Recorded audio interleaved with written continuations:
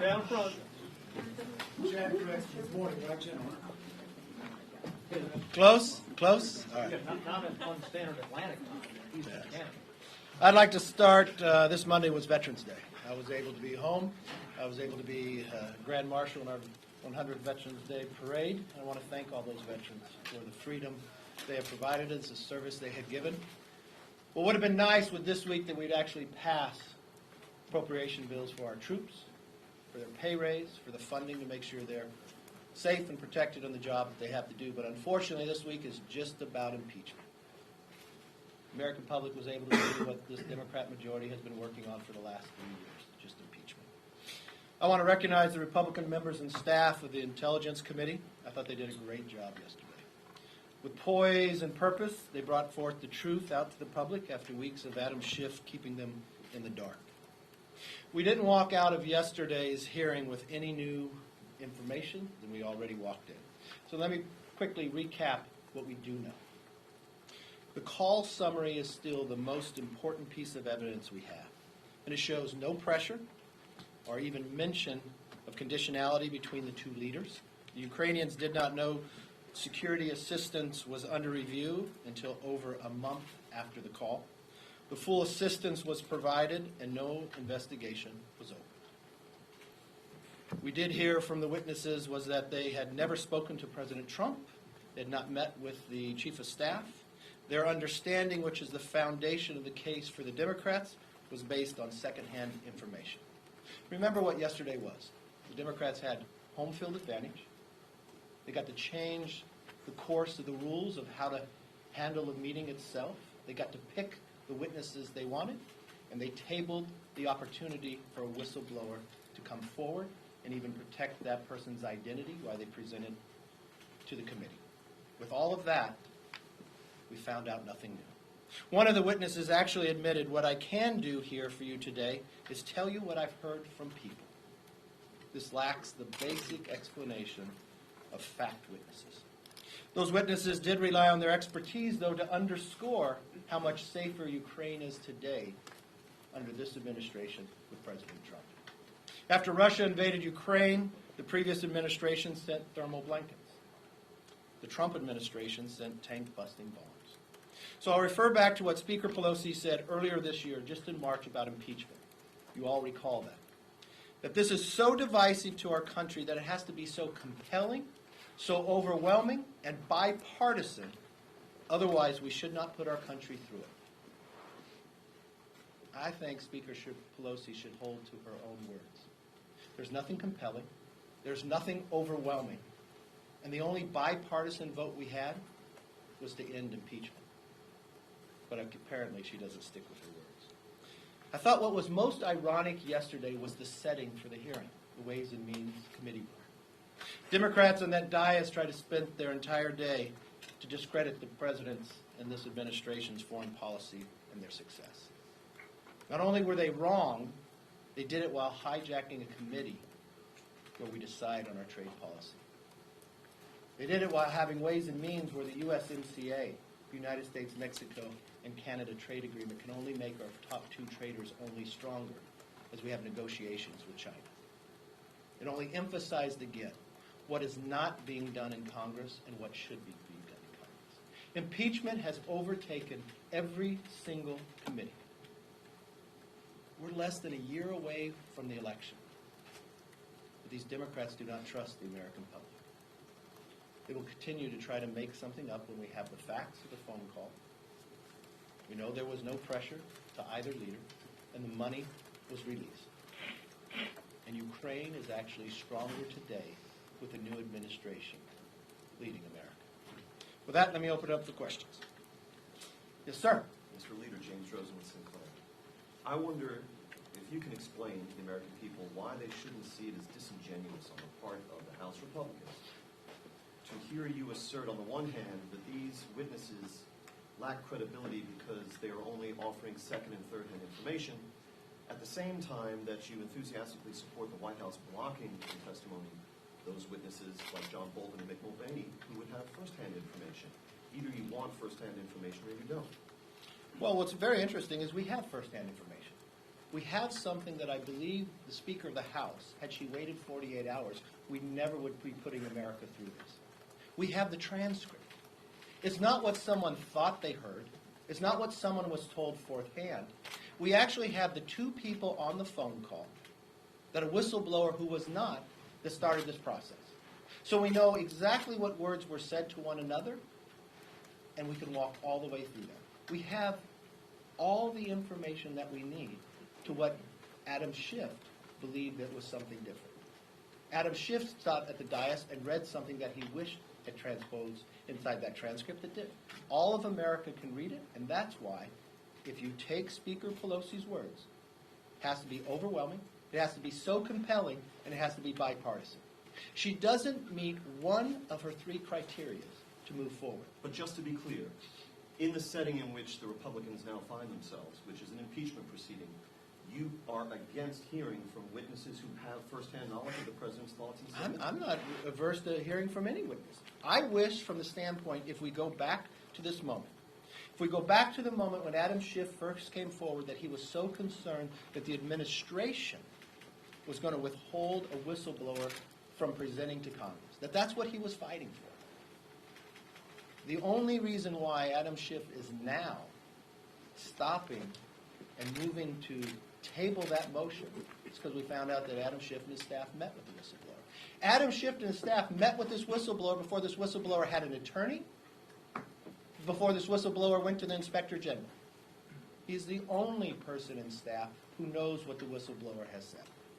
But we have all the facts we need inside a transcript of the phone call itself. Yes? You just asserted, and several Republicans did this yesterday in the hearing, that Adam Schiff either personally met with the whistleblower or knows the identity of the whistleblower, which he continues to deny. Can you just say it plainly? Do you think he's lying? Yes. You say that this should be And I don't think focused- it's the first time he's lied to us either.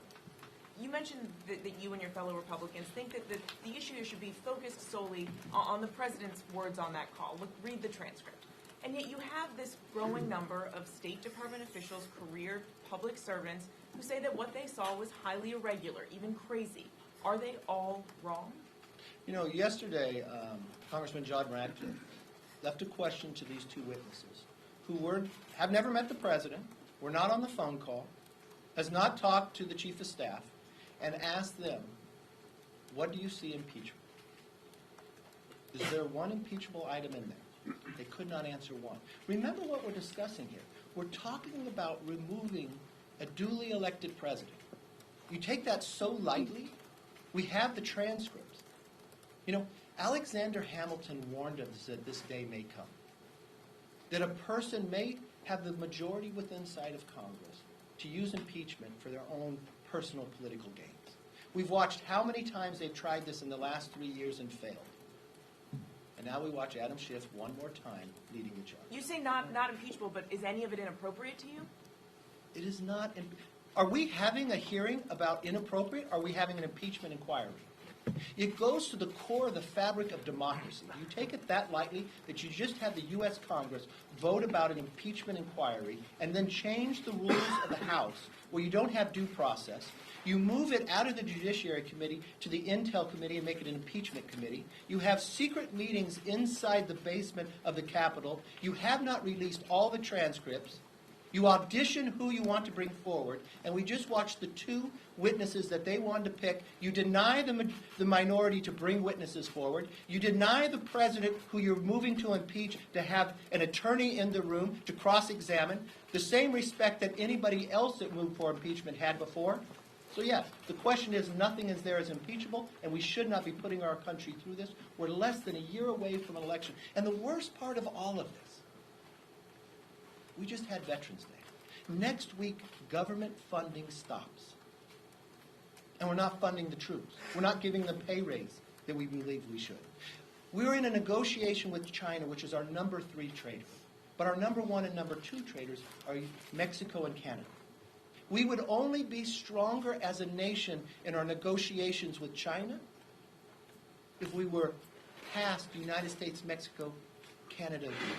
But none of that is taking place. We're not spending this week talking about the funding that we need to go forward. No one's mentioned a word about that because everything's been taken over about impeachment. The same thing this majority has done for the last 3 years. And I leave you the question. Name me one thing this majority problem they have solved. Name me one thing that those witnesses said yesterday was impeachable. So why are we putting the country through this, and why aren't we working on the things that the American public expects us to do? Yes. You Republicans, the president, have been critical of some of the testimony yesterday. This is secondhand, third-hand. Next week, you're going to hear directly from Gordon Sondland, who President Trump put in this position, is certainly a supporter of the president and the contribution that he made to the inauguration fund. Would his testimony change your calculation on whether or not there was an impeachable offense if he corroborates what these other witnesses have said? And what have these other witnesses have said? Well, yesterday we heard that there was a phone call overheard between Sondland and the president where the president asked about investigations. Okay. Well, you have a phone call where the president asked about an investigation. An investigation that's already going forward that I think most of America wants to know what transpired. An investigation that the Attorney General is working on. None of that is impeachable. So the answer is no. Yes.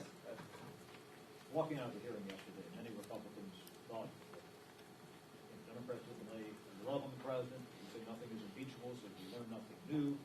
That said, is it the Republican position, regardless of what is right or wrong here, that there is no vulnerability to Republicans from swing districts of over-defending the president or standing foursquare behind him as we move into an election? Are you confident that this is not going to affect them in any adverse way, standing behind the president as we move toward the 2020 congressional elections? I think what Republicans are doing is standing up for the Constitution. I think the same thing the two Democrats who voted against impeachment inquiry are doing. They're standing up for the Constitution. I think it's the same things that Alexander Hamilton warned us about, that you would use it for political gain for the same basis of going forward. I think what Republicans are standing up for is the idea of what they ran on.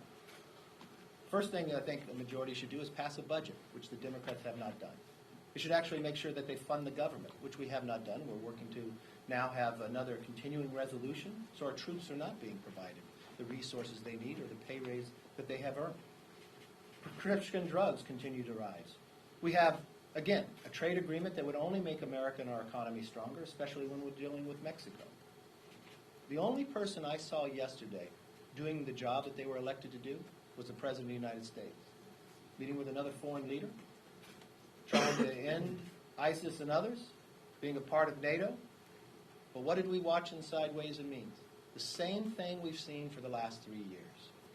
And what's so disappointing about all of this, I watched what Nancy Pelosi said prior to the election. She said they would be different, that they would govern different. But lo and behold, what did we find? We found when they decided who to be chairman of the Judiciary Committee, they didn't pick an individual that said they would fight for the privacy of individuals on the internet. They picked a campaign where Nadler said he would be the very best for impeachment. We watched new freshmen being sworn in. What did they say on the night after they're being sworn in? Did they celebrate a victory? No, they said they wanted to impeach the president. They used different terms than I used there. They came to Congress to impeach a president. They have spent 3 years trying to investigate this president. They have spent their entire majority trying to impeach this president from every single walk. Adam Schiff has continued to lie to the American public when he very first went onto camera and said that he had proof beyond circumstantial evidence. He lied to the American public again when he stood at a position of a chair of the Intel Committee and misread what was in a transcript on purpose.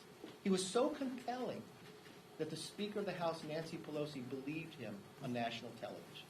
He lied again when he told the American public he did not know who this whistleblower was and how hard he wanted to fight to bring the whistleblower forward. He had an opportunity that the whistleblower could come forward, just as we've been able to do in the past with the IRS hearings in the 90s and the others. In the 21st century, we could protect the individual more, to actually get the information. But no, that's not the case, because he's driven for one purpose.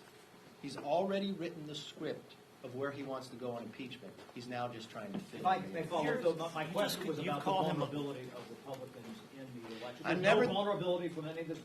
If you want to come here and you want to decide what you're going to do based upon politics, or do you want to stand up for the Constitution? I would hope the Republicans, if this was in a reverse order, if this was a Democrat in the White House, that they would stand for the Constitution the same way. I would hope at the same time that they would never carry themselves in the manner of which I see these Democrats, purely for political reasons. That these Democrats have voted 3 times for impeachment. If you ask the Democrats, and you can pick and choose who's the leader of the Democrats, but I think there's a young freshman woman that pretty leads most of the Democrats. What did she say on TV last night? If we don't impeach this president, and I'm paraphrasing, we would not be successful in the next election. The same way Al Green, a congressman and a Democrat on the other side, when he offered the impeachment motion, what did he say? If we don't impeach this president, he's going to win re-election. So the real question that you're asking me should go to the Democrats. Are they doing this for political purposes? Or are they standing for the Constitution? So I only think only 2 of them are. How can you call Schiff a liar without Because he lied to us. You don't have any proof that he, or do you? If you have proof, Yes, let's walk what through. proof do you have that he met? I have a Mueller report who did not see. No, on the whistleblower. What Oh, so proof which time do you want to talk about him lying? When he spoke the words of the dais on the transcript that he had different words in? I'd like to talk When about he your said- accusation that he knows who the whistleblower is and that he has met with the whistleblower. His How- staff who- met what with the do you- whistleblower. One He can staffer, he can yes, claim sir. he did not, but met with the whistleblower before the whistleblower had an attorney and before the whistleblower went to the Inspector General. When the whistleblower went to the Inspector General, you know what the whistleblower did not say? That he met with the staff. I think the only You've people said in over here... and over that he met with, Adam Schiff met with the Yeah, president. for the same reason when Adam Schiff told us that he had proof beyond circumstantial evidence, and we took America through a nightmare. We spent millions of dollars. We took the very best individuals we had in law enforcement. We went to 13 countries. And you know what? We found out he lied. So then I watched Adam Schiff as a chairman of a committee that is of a committee that gets to see items that other members do not. Get to see the top secrets of things happening. Read to the American public when all eyes were watching on a transcript. And he lied about what was in it then. So when he looks at me and I watched him on television that time say, oh, he wished he knew who the whistleblower was. Why didn't he say, oh, my staff met with him? I think that would have been appropriate at the time, would it not? So why would he ever question us about not believing him? Shame me once, shame on me. Shame me once, shame on you. Shame me twice, shame on me. Because that's exactly what he has done. He has lied to the American public 3 different times. And you still put him in charge? If the whistleblower's staff, if the whistleblower has met with his staff and him, they are fact witnesses. But we now put them in charge. And what did they do? They wrote the rules that not only are they a prosecutor, which nowhere in our judicial system would allow a fact witness to be a prosecutor, but he is the judge. He was questioned by Elise Stefanik. Was he going to interrupt and direct the witnesses that he got to pick, not the Republican witnesses that he denied, not to answer the Republicans' questions, like he did down in the basement when the public could not see? Well, what did we find? In less than 20 minutes, he exactly did that same thing. So now he thinks he is the judge and also the jury. Nowhere in America would we put someone like that in charge. Nowhere would I believe in the Republican conference would we allow someone who has continued to lie to the American public in charge of the Intel Committee. Nowhere in America would we take it out of the judicial system into the Intel Committee and make it the Impeachment Committee and then change the rules. That members of their own committee cannot ask questions until Adam Schiff gets his 45 minutes. And then Adam Schiff can decide whether he needs another 45. He was asked at the start, would he decide after the first 45 that the members of the committee could actually have their 5 minutes? No, he didn't say. We'll wait and see. So yes, I think Adam Schiff has lied numerous times. I do not think Adam Schiff is fit to be in this position of running the Intel Committee, and that's only a decision by one person who could put them in there. And yes, I do believe Adam Schiff has spent his entire time in Congress since the president's been in trying to impeach him. And I think he's already written a script. He auditioned the individuals in the basement, and he's picking and choosing who to come forward. Why don't we take him at his own word? Would he have lied when he came to us in America and said he's so concerned that the administration is withholding the whistleblower, that he's going to fight for this whistleblower to come forward, that they wanted to move legislation on the floor? Did he lie to us then, now that he doesn't want to bring the whistleblower forward? Would that be a lie? I think that's a question for Adam Schiff. Thank you all very much.